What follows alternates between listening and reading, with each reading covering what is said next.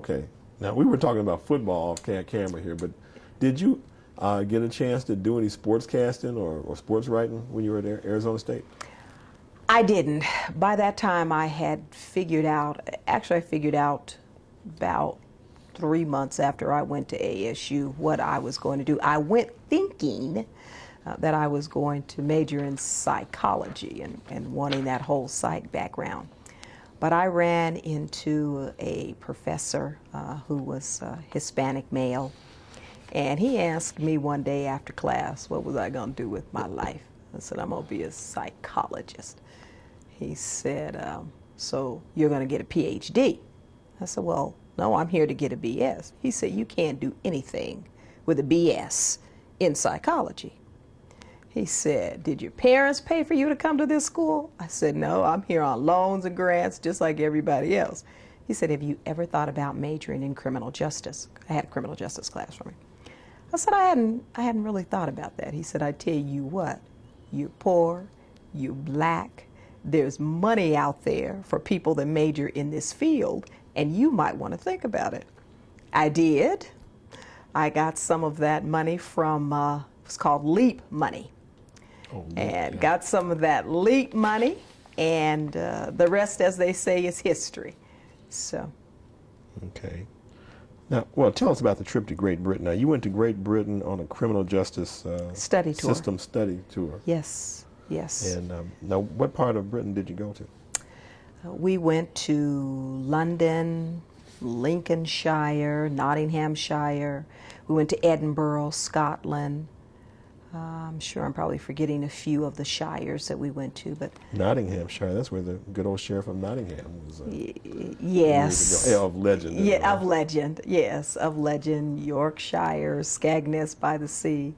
Did a little traveling in that part of the country So and you looked didn't at the just stay systems. in one place, but just moved around looking at. No, our role was to look at the system. So to look at the court system, to look at the police system, the prison and jail system, and to compare them to what we knew of here. Okay. And so ultimately what I found when I went to Great Britain was when I really learned where the United States had come from. We make this proclamation in this country that we are a melting pot, you know, that people have come and they've helped to develop the culture. And the reality is what we are as a British core culture.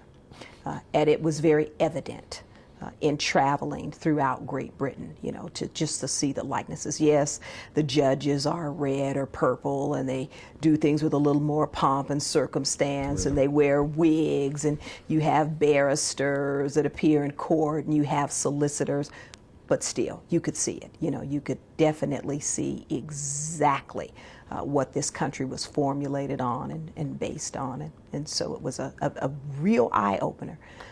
Now, Britain is at one time had if you look at the old movies like, well, some like even Braveheart and what criminal justice was like, in those days, the crowd stand around a scaffold and, real bloodthirsty. But then you look at the development of the modern police force in Britain by Sir Robert Peel back in 1830s. Yes. And its transference over to here in Australia and other parts of the British Empire. Yes. So policing, as a civilian, as we know it today. Yeah, we know it. Yes. Starts there. It's a subset. And how did you think that after going there and looking at what they were doing, how did it compare to what we were doing here? It was the same. So ultimately, what I came out thinking was, it's the same. We're looking at ourselves in the mirror. Again, the differences were so minor. I love the pomp that you see or that you saw at that time, the arrival of the judge and so there's a little more formality and, all those kinds of things. But you could still see it. Even in the Houses of Parliament, there's some difference. There's, between the House of Lords and the House of Commons. But you could still see it. You can see the similarities between the Senate and the Congress. So everything about it. Only thing is, of course, we don't have a king. which was one of the things that they were moving away from. We don't have a king, but other than that, we do everything they do. They don't celebrate the 4th of July, but other than that, it is just we are just a subset of the British people. Now, is the position of black people or people of color the same in Britain as it is here?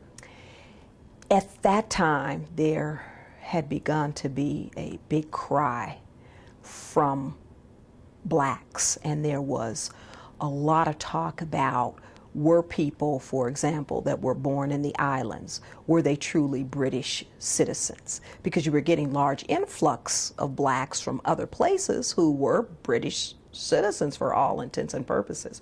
But of course, when you get too many that come in, there gets to be this outcry. So you were really beginning, and they were very interested in the civil rights movement, and some of the people that I met wanted to question me about, what was happening here and how did this take place. Of course, that wasn't my role, and I hadn't been a major part of any movement, but the fact that I was from the U.S., they had those questions, and they wanted to know those things. And so there were some real issues about race and citizenship that were cropping up in Great Britain at that time.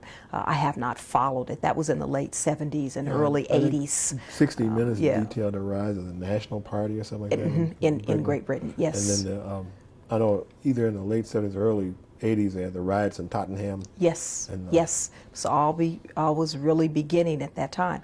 And so it was a hot political bed for black people. And what was interesting about Great Britain that I didn't see here was Great Britain was had more of a cultural mix.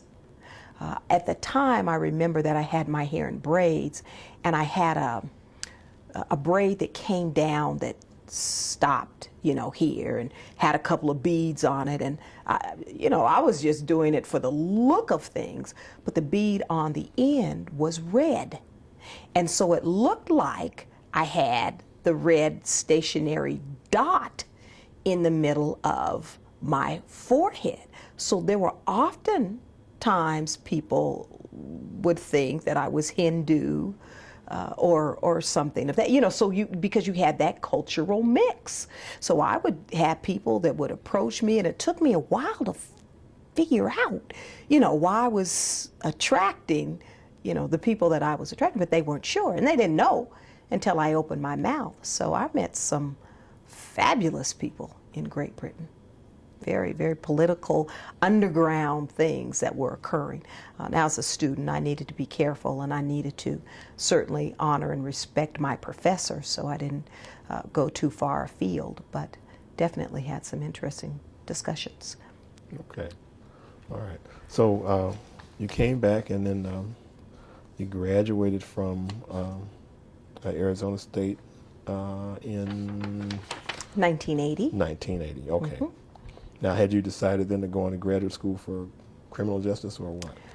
I had looked at either PhD in criminology or at law school, and in fact, my relationship with Senator Hatch had developed, and he had certainly made some inroads whereby I could have attended law school in the District of Columbia.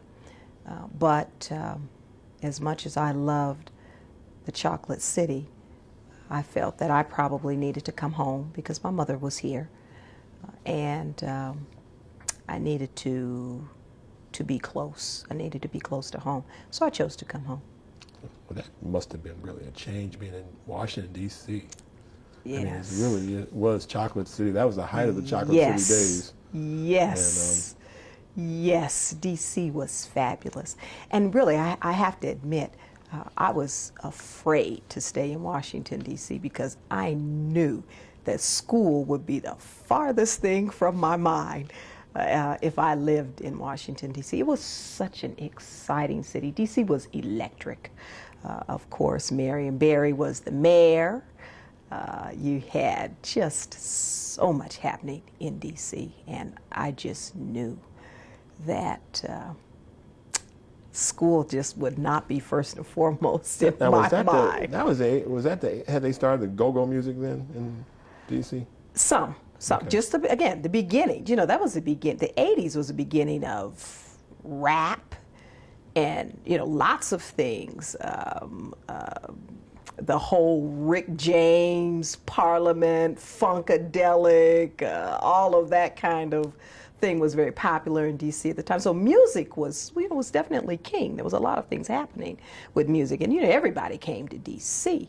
So it was a fabulous place to be in the late 70s, early 80s. Okay.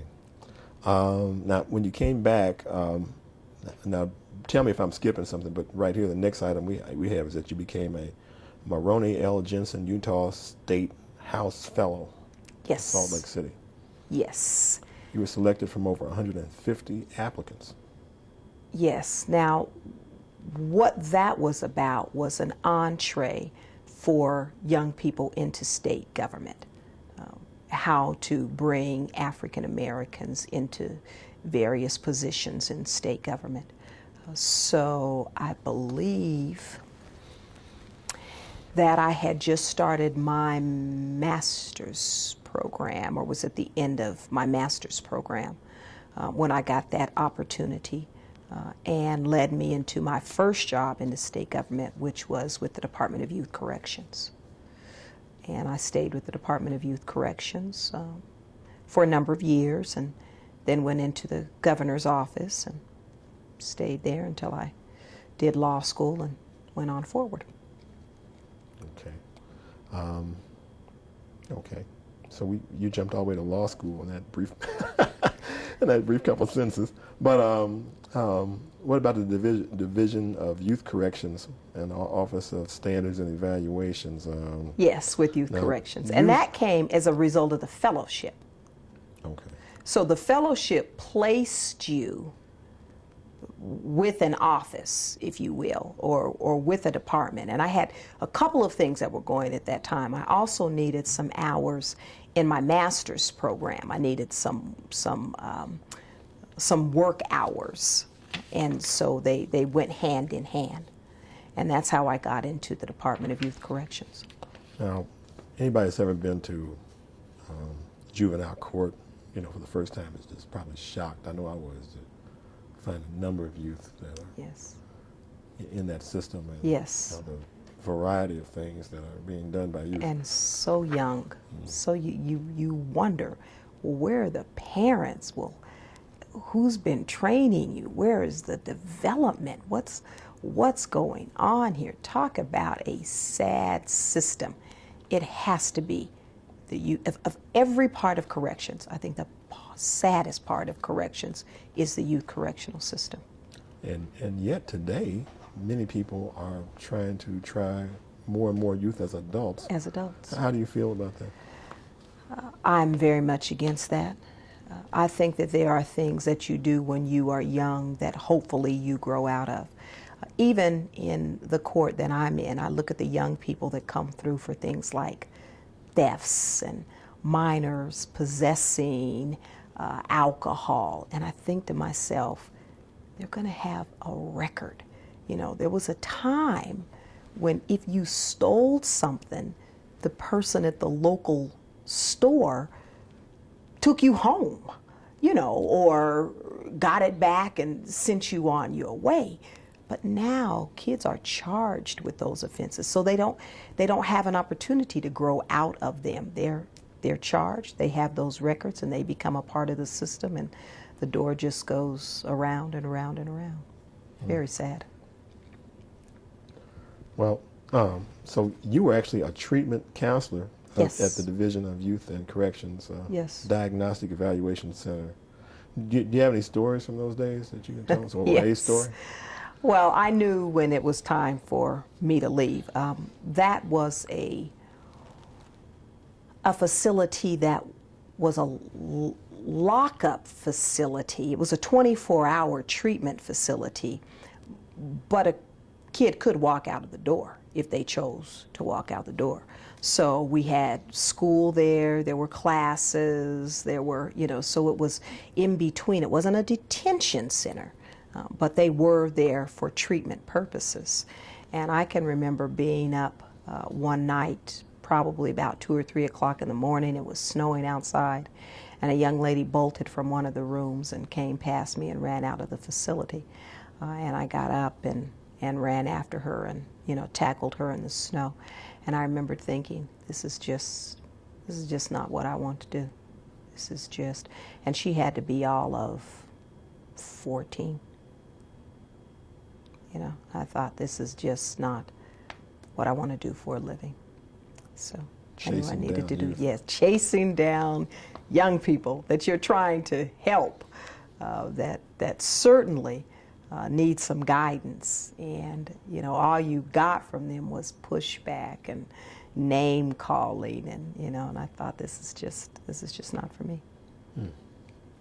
Now in 84, from 84 to 87, well, in 84 you were appointed by Governor Scott M. Matheson to head the State Office of Black Affairs. Now, how did you, that is a pretty fast rise from, you just been out of college for 4 years, but you're, the State Office of Black Affairs seems like a real big deal to most people. Well, again, this is a tight-knit community. This is, at least for me, the nurturing was ever present. If there was something that they thought that I could do or that I wanted to do, there was going to be somebody that would make a call. It would either be Reverend Davis or Miss Henry or Dr. Coleman or Dr. Efesha Adams. They were going to make those inroads. And so when that position became available, Miss Linda DuPont Johnson had preceded me. When that position became available, I had been with Youth Corrections, and again, I knew I wanted to do something a little different. I had sat, I believe I had sat for a year on the Black Advisory Council. So I knew a little bit about the position, not a lot, but I simply talked to the people that I knew, and they got the application up there, and I had an opportunity. They got me to the governor. They could get me that far. They got me to the governor, and Governor Matheson and I just clicked, and that was that. Now, what is the Black Advisory Council? What it is, it's the link between the governor and the African American community. It started out with Governor Calvin Rampton, and at that time was actually a position in the governor's office as part of the governor's staff. As years went on, it moved to the Department of Community and Economic Development and some other kinds of things. But Governor Rampton was very, very close to the African American community and always wanted to keep an ear to the ground. And so he started the position. And Governor Matheson maintained the position, and all governors since have at least had someone in the position as that link, as that go-between, if you will. But what we have found, particularly with the current governor, is that he's his own link. He feels very comfortable about conversing and being with the community in his own right. We've had some governors that did that better than others. Governor Matheson, Governor Rampton, the two Democratic governors, of course, were closer to the community. Then the next two governors were Republican governors. The governor we have now is a Republican governor, but seems to, again, be very comfortable. He's maintained the position, but if he needs something from the community, he makes those inroads himself. Okay. So you were, as the head of the State Office of Black Affairs, then did you preside over the council, the Black Advisory Council? Over the Black Advisory Council. They were my advisory council. So I was actually, to say preside over, I mean, I worked with them. I actually staffed that council. Okay. So there's, a level of at least maintain the structure so they can meet and okay. Now, I've heard that there's now a Samoan Advisory Council, a Tongan Advisory Council, Mexican, and Paiute. I mean, yes. At that time, there was Indian Affairs, Black Affairs, I believe Hispanic Affairs, and Asian Affairs. But some of those have broken out into different subgroups because we have a very large Pacific Islander population that felt that they needed a voice. There's of course more than one tribe represented in this area, so you've had that type of subdivision that have come from the original 4 councils. Okay. Now, what were some of the concerns of the black community in those days? Well, there was a big concern with the Utah State Prison, the fact that we were less than 1% of the population and were roughly, I think at that time, about 9-10% of the prison population. There were roughly being incarcerated 10 times the rate of other people? Yes, yes. There were several young African American men that were on death row at that time. So there was a watchful eye on some of that. There's always an educational component. There's always an educational concern. Are our children graduating at the same rate? Are our children going on to college at the same rate? So interestingly enough, some of the same concerns that you have now, the economics of things. Although I have to say that in the state of Utah, blacks tend to do as well as African Americans in any other state in the union. They tend to, because this is a state that focuses so high on education, you tend to have a lot of black professionals come into this state. And so economically, blacks tend to stay, for the most part, in that middle class range. Okay. Now, you got your master's degree in '87. Where did you go to school? University of Utah. Okay. And then JD in '90. Now, did you stop between these degrees, or did you go straight through? No, I didn't stop. I came home in '80 and actually started law school in '80 and went the first year, and that didn't work out, and I didn't like it, and started doing musical theater and productions of Porgy and Bess. Now, you didn't tell us all this. Now, well, see, I just tell you what you ask. Okay, so you started law school in 1980. Started in '80. At University went that of first Utah? year. Went that first year at the University of Utah, and absolutely hated it. Okay. And you dropped out to become an actress. Of sorts. Of sorts. I just got involved now, what did in your musical parents think about that? theater. Because usually parents don't like that. You know, my mother, looking back, my mother pretty much let me make those decisions. She felt that I had obviously gone and had a degree and thought I had some sense. She wasn't sure that I always used the sense I had. But my mother believed that you should be taught, that you should be taught well, that you should have a particular value system, and then you should move on and make your way. So she was very anxious for me to have some bumps and bruises of my own. I think she felt that I probably wasn't going to listen to what she had to say, so she was very supportive in whatever it was that I was doing, and she didn't say a lot about it. Now, did you work with a particular theater company? No, it was just local theater. I enjoyed it more than sitting in contracts and things like that at the university. I thought the University of Utah Law School was an extremely oppressive place, and just decided that it just was not the place for me. Well, we have a black theater movement in the country or something. I just wondered if there's a name of the theater that you actually worked out of. And I can't remember. Can't remember. It's not around now. I don't think so. I don't think that it's around now. But I've not kept that type of contact. Okay. I woke up. It took me a little while, but I realized that I probably wasn't going to make it big in the theater. So you were in Porgy and Bess? I was in Porgy and Bess and a couple of other local theater things, and enjoyed it. I mean, it was a wonderful time. It was a wonderful time. Okay.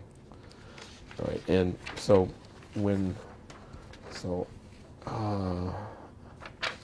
after you did the youth activities, you went on back to law school.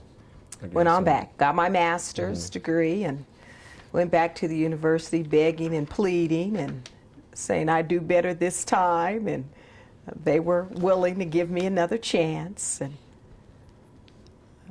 got through it. Okay, now what degree did you earn from law school? A JD, Juris Doctorate degree. Okay, because I know some are JLL, B's and all kinds of JD. things. Yeah, okay. Juris Doctorate, all right. And what's the difference in those degrees? I get them mixed up. It has to do with how long you go to school, and there's some things that you can get after a JD that prepare you more for teaching and some other types of things. But a basic law degree is a JD. Okay, all right. So you got your law degree in 1990, right? Yes. Now, were you working all the while as? I worked at various places. I know you were a law clerk for a while. Was a clerk for several places. Did all of the things that you do to try to make your inroads into the legal field. Now, there's a note here about Reed Stringham III. At the Attorney General's office. That's who I worked for, at the Attorney General's office. So again, I clerked, did some things, but after law school, I met a very interesting man who had been head of the chemistry department at the University of Utah, Dr. William Guillory, who decided to leave the science world and started a human resource management firm called Innovations International. And Dr. Guillory asked me how I was going to pay for all those law school loans that I had. I didn't have an answer for that. And he asked if I wanted to do some traveling and do some corporate training, and said that I could do a few in-house legal things for him, write a few policies, do some of those kinds of things. And so that marriage occurred, and I did some corporate training for a while, and what a wonderful, wonderful experience that was. Okay. So was it like motivational speaking, or what did you specialize in? Diversity training, empowerment, all of those kinds of human resource areas. We had contracts with some pretty big companies, EDS, Texas Instruments, Kodak, Avon, so it was certainly a very lucrative thing. Coming out of law school, the money was very, very good. Well, very good. It seems like you would be a good candidate for that, having been in theater. You wouldn't have been shy, so no. And then you would know you were well spoken coming out of law school. Out of law school. Be able to. Yes. Yes, and I still do some of that on occasion. Yes, if he calls, I still go. It's just wonderful, wonderful to do that upfront training, teaching type of thing. And what's the most rewarding part of that of the motivational speaking? I think when you see the people that really do transform, that begin to say, okay, maybe I do have some baggage, maybe I need to look at things different.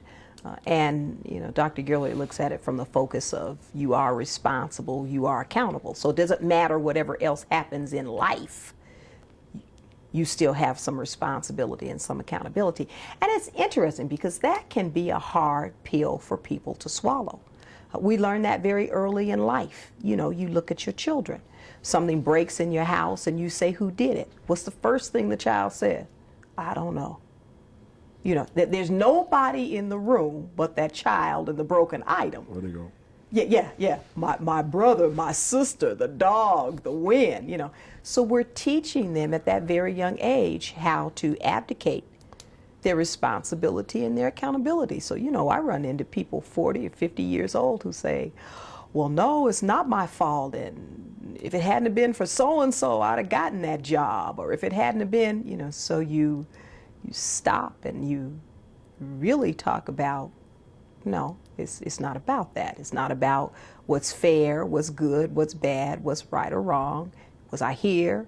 Was I in the situation? Did I have some involvement? then I have to be accountable for what I've produced. Okay, we're going to pause here and change tape. Okay. Let's go ahead.